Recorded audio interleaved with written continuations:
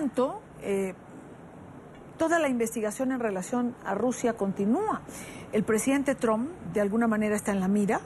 Recordemos que el representante demócrata por Texas, Al Green, se convirtió en el primer congresista en pedir que se someta al presidente Trump a un juicio político tras el despido fulminante de quien fuera el director del FBI, James Comey, y las investigaciones sobre la injerencia rusa en las elecciones de 2016. Ha sido tema de toda la semana. Bajo la Constitución estadounidense, nadie debe estar por encima de la ley. ¿Por qué el presidente Trump podría terminar entonces como Richard Nixon cuando se está recordando lo que fue el caso Watergate? Quiero saludar en esta parte del programa a nuestro invitado Pablo Jiménez de Sandoval. Él es corresponsal del diario El País en Los Ángeles. Pablo, bienvenido, gracias por acompañarnos. Gracias a vosotros. Pablo escribió precisamente sobre eso. Escribió un artículo en que hacía las comparaciones entre ambas situaciones, buscaba las semejanzas. Y tendría que preguntarte, Pablo, ¿ciertamente hay puntos de encuentro en estos dos casos? Yo creo que sí, es decir, lo que hay son elementos muy parecidos de los dos casos, ¿no? La investigación, la sospecha sobre el presidente y la posibilidad de que el presidente haya podido presionar al FBI para frenar una investigación que le afecta. Esa quizá, por eso el otro día insistíamos tanto en lo de Nixon y en general todos los medios de Estados Unidos empezaron a recordar el precedente de Nixon, porque ese es el gran precedente, eso es lo que realmente hizo caer a Nixon. Entonces, la exclusiva que daba el otro día el Washington Post sobre la supuesta conversación entre Trump y el director del FBI, James Comey, en la que Trump le habría pedido que frenara la investigación sobre su asesor nacional de seguridad, sobre Michael Flynn, que es la persona más controvertida de su equipo. Bueno, digamos que es la gran bandera roja, como se dice aquí, o el gran elemento de parecido con el caso de Nixon. Incluso ayudantes de Nixon o gente que participó en la administración Nixon estaban en todas las televisiones dando explicaciones y diciendo por qué sí o por qué no, en su opinión, la situación se parecía. La situación en sí de Trump no se parece a la de Nixon ahora mismo.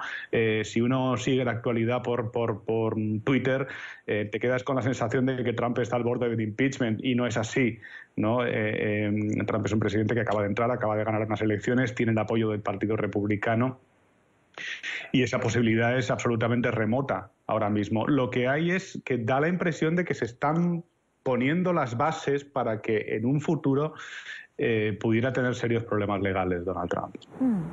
Ahora, Pablo, ¿hay una investigación seria en curso? ¿Investigación que también realiza la prensa?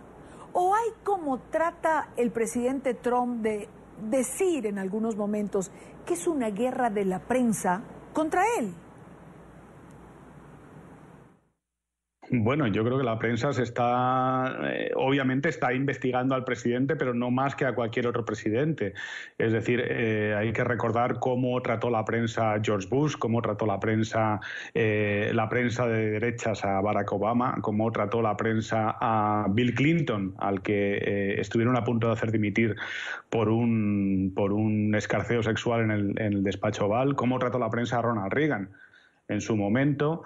Es decir, desde Nixon no es el único precedente de un presidente al que la prensa está persiguiendo, ¿no? Es decir, al final el presidente, la presidencia, la Casa Blanca es el gran, ¿cómo decirlo?, es el gran premio gordo de cualquier periodista de Washington, y es normal que la prensa esté compitiendo por saberlo todo de Donald Trump, una persona que además se empeña día a día en complicarse las cosas a sí mismo, ¿no? y en hacerse aún más y más interesante, y en dar la impresión de que tiene muchas cosas que ocultar, muchas cosas que merece la pena saber, hasta el punto de que no es la prensa, es que el viceministro de Justicia, el Assistant Attorney General de su propio gobierno, acaba de nombrar un fiscal especial para investigarle, ¿no? Ya no se puede hablar de la prensa. Claro. Claro, Pablo, ahora no podemos escapar a que, digamos que en el transcurso de los últimos tiempos los gobiernos han intentado desacreditar a la prensa cuando hay una investigación, una noticia, una información que vaya contra ellos. Y el presidente Trump, pues allí en primera línea, ¿no?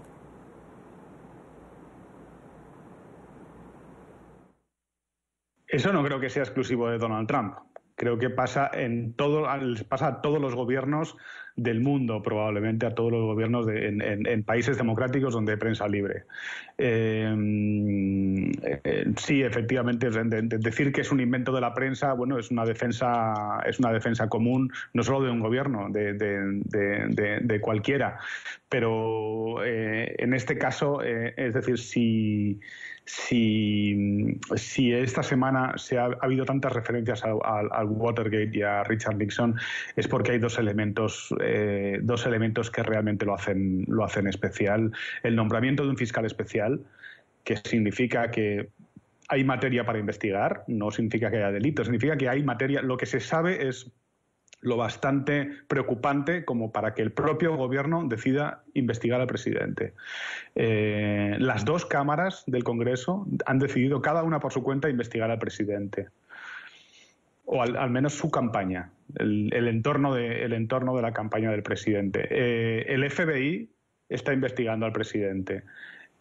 No es la prensa. Es decir, Trump puede hacer esto Trump insulta a la prensa desde el día 1 de su campaña y se considera maltratado desde el día 1. Por otra parte, ningún otro candidato en tiempos recientes ha tenido tanta atención mediática como Donald Trump. Probablemente Donald Trump no sería presidente sin la atención que le ha prestado la prensa, ¿no? Así que, bueno, la atención de la prensa tiene dos direcciones. Te ponen los focos, pero también te hace famoso y te hace conocido. Donald Trump tendrá que aprender a vivir con las dos cosas. En cualquier caso, no creo que sea un discurso que tenga mucho predicamento más allá de sus partidarios más acérrimos. Pablo, a pesar de todo esto, también me dijiste que el impeachment o juicio político es una posibilidad remota, dado que el presidente está comenzando su mandato, pero ¿es factible para ti? ¿Puedes de alguna manera visualizar que en Trump se repita una circunstancia similar a la de Richard Nixon en su momento? Podríamos, como decía, los elementos que en último caso hicieron caer a Nixon, muy al final. Hay que recordar que un impeachment se produce solamente si hay realmente acuerdo de los dos grandes partidos en Estados Unidos. Un impeachment necesita 2/3 del Senado, que no se consiguieron con Bill Clinton y que muy al final se consiguieron con Richard Nixon. Básicamente Richard Nixon dimitió porque después de conocerse que había mentido durante 2 años, perdió el apoyo de casi todo su partido y apenas tenía 12 o 15 votos en el Senado para defenderse del cargo de obstrucción a la justicia, pero el resto de los cargos del impeachment podía haber salido. Nixon estaba dispuesto a pelear en el Senado y los republicanos que le apoyaban estaban dispuestos a pelear en el Senado contra el impeachment, y seguramente podría haberlo hecho. No sabemos si no hubiera salido la prueba, lo que se llamó la pistola humeante, el smoking gun, la prueba de que pocos días después del Watergate él ya sabía todo lo que había pasado y además estaba liderando la estrategia para cubrirlo en los medios y para ocultarlo al público norteamericano. Es decir, que había mentido durante 2 años. Lo que llevaría a Trump a una situación muy difícil es la demostración de que está mintiendo en todo esto. Pablo, quiero darte las gracias por compartir con nosotros. Pablo Jiménez, corresponsal del País, está en Estados Unidos, en Los Ángeles. Muy buena tarde para ti. Muchísimas gracias a vosotros.